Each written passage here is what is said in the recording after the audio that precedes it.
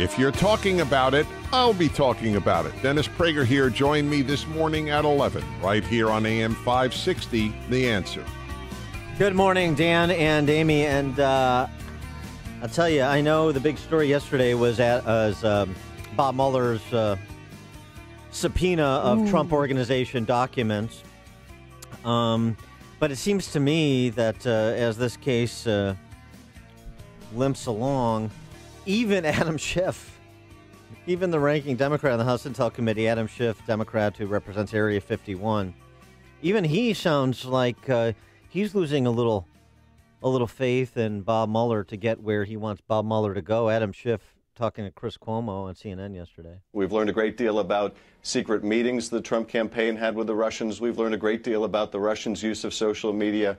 And we have been able to obtain a lot of very important information for the country, which you'll see when these transcripts come out, because at least some of the members, the Democratic members, have been very serious about this. And the other reason, Chris, is we can't simply rely on Bob Mueller, because his job is different than ours. His job is to determine who broke the law and who should be prosecuted and who should go to jail. It's not his job to tell the country what happened. And outside of an indictment, he may not be able to speak. That's what the Congress is supposed to do. So there's no substitute for Congress doing its job. We make up the story, and we hope Bob Mueller believes it and throws some people in jail over it. Yeah. No. For more on the Russian narrative, as well as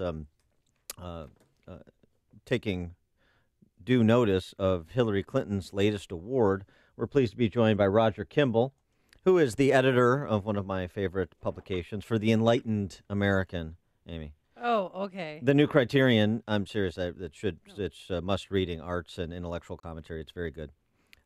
He's also a columnist for Pajamas Media. Roger, thanks so much for joining us again. Appreciate it. Yeah, my pleasure. I detected a note of skepticism in Amy's voice there. Oh, no. I'm very well read. I mean, my gosh. She reads whatever I tell her to read.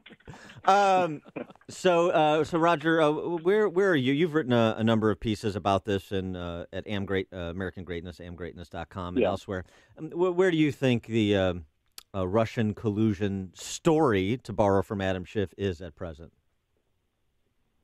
Well, I think it's in total shambles. At least it's, I was amused to listen to Congressman Schiff and that little clip you played, because the overwhelming, glaring outrage of this entire investigation is that there's no crime. There was no crime specified. Generally, when you appoint a special counsel, it's to investigate a crime.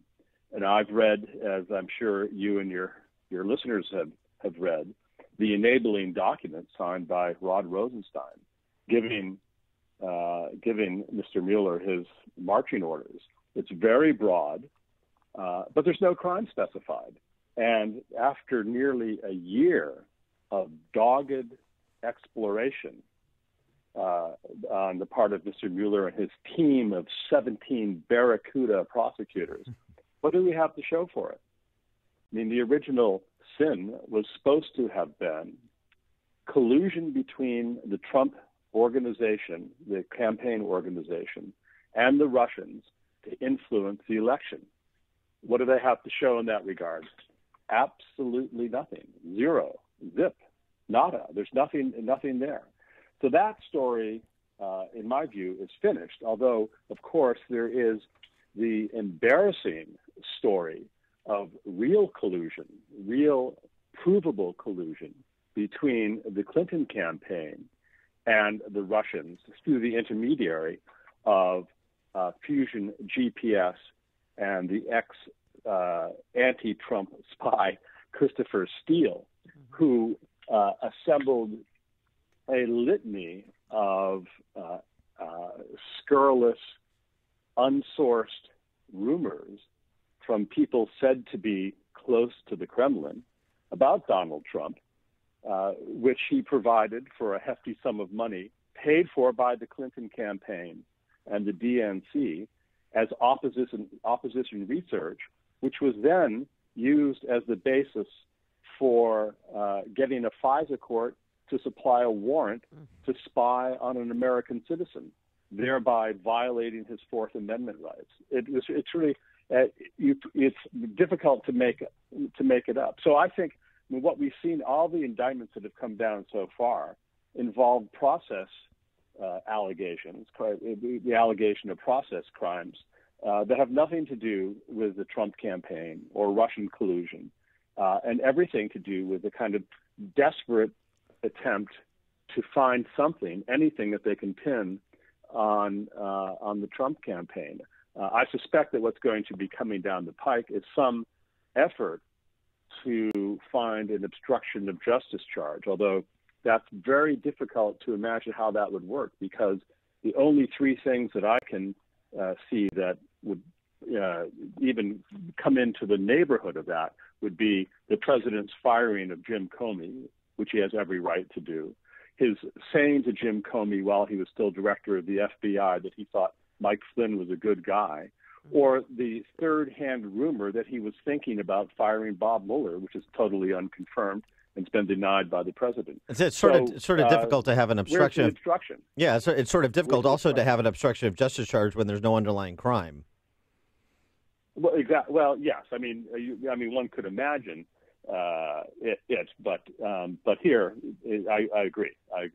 So it's a very strange thing. I notice that Father's Day is coming up soon, and I urge your listeners to send Bob Mueller some fishing tackle, because that's really what he's engaged in, is this extraordinary, I think unprecedented. I can't think of another example where a sitting, duly elected, democratically elected president is subjected to this level of harassment. It's really quite extraordinary. If it weren't for that battery of anti-Trump lawyers, I believe that all 17 of the prosecutors that Mr. Mueller has assembled, they're all Democrats, I believe. I haven't actually checked that out. Many of them certainly are. Well, speaking of Robert Mueller, I mean, what did you make yesterday of the subpoenas that, according to the New York Times, Mueller issued subpoenas to the Trump organizations to see if they were related to Russia to get these documents? Yeah. Is it more of a witch hunt? To me, it's definitely a witch hunt. Now, I will say that it is conceivable to me that Mr. Trump in earlier stages of his life had trouble getting the capital he needed to conduct his business, and it is conceivable that some of the loans that he took out through the intermediary of Deutsche Bank were financed by some unsavory Russian characters. That is possible, in the past, but it has nothing to do with his presidential campaign. And I'm not asserting that. I'm merely, reporting a rumor that or a speculation that I've heard. That is, it's conceivable. I mean, he was a businessman. He was engaged in lots of things. But I mean, this is what when we hear a lot about the resistance, which is a nauseating attempt to elevate what is essentially an effort to engage in a kind of revolution against America, to a poaching on the moral authority of the French resistance in World War II. What they're resisting is the result of, as I was just saying, a democratic election. Their guy or their girl didn't win, and therefore they declare the result illegitimate. But I think for many of us, as we watch the Trump administration unfold and we see what I regard as really an extraordinary string of accomplishments, it would be merely amusing if it were not so contemptible. What we see around us is desperation. Now, speaking of accomplishments, to show how even-handed you are, you wrote a piece at amgreatness.com, in which you reference the Harvard Crimson, and you read it so we don't have to. We appreciate that. Last week announcing Secretary of State Hillary Clinton would receive the Radcliffe Medal this May from the Radcliffe Institute for Advanced Society for her contributions and transformative impact on society. And you were kind enough, because the Radcliffe Institute did not list her accomplishments with any specificity, you cured that error by listing her accomplishments over the last, say, 40 years. And I don't want to steal your thunder, so please do list those accomplishments that qualify her for this award.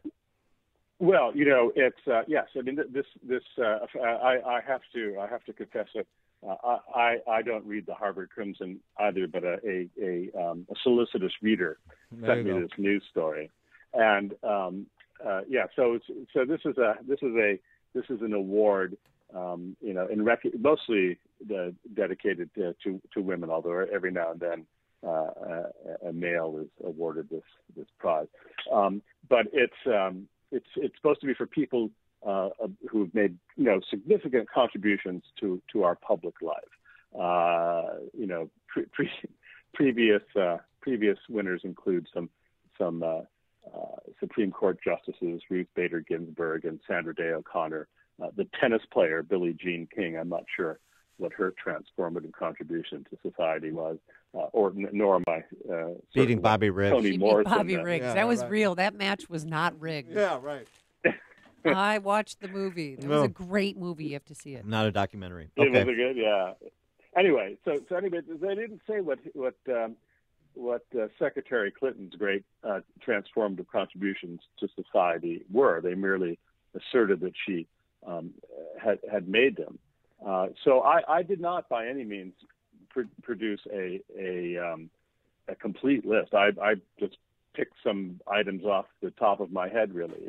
For example, the fact that she had failed the D.C. bar exam in 1973, which she concealed for 30 years. That when her first job essentially was working on the Watergate impeachment proceedings against Richard Nixon, and she was fired from that. And one of her co-workers described her as a liar, an unethical and dishonest lawyer who conspired to violate the Constitution and so on. So she's had a long tenure with all this. Her jumping off point. Every job she's got has been due to the power and influence of her husband, beginning with her job at the Rose Law Firm, which she got only after Bill became the Attorney General of Arkansas. So she's had what Betsy McCoy calls a coat-tail career from the very beginning. The corruption started early in the 1970s due to the intervention of their friend and donor James Blair, who was a top lawyer for Tyson Foods. She managed to transform $1,000 investment in cattle futures into $100,000 in just 9 months. That is a great accomplishment. Yes, it is. She says she did it by reading the Wall Street Journal, but I actually read that paper, and I've never been able to do that. Yeah, that was a lot of money back then. Yeah, no, it's. I remember somebody did the analysis of the odds of being able to do that, and it's something akin to winning Powerball. But that's exactly right. Roger Kimball. He is the editor of The New Criterion. He's a columnist for PJ Media. His latest piece, Hillary Clinton, Pride of Radcliffe, is a fun read over at amgreatness.com. Roger, thanks for joining us again. Appreciate it. Terrific. Yep. Nice to talk to you. Bye-bye. Thank you. Have a great weekend. And he joined us on our turnkey.pro answer line. The more you listen.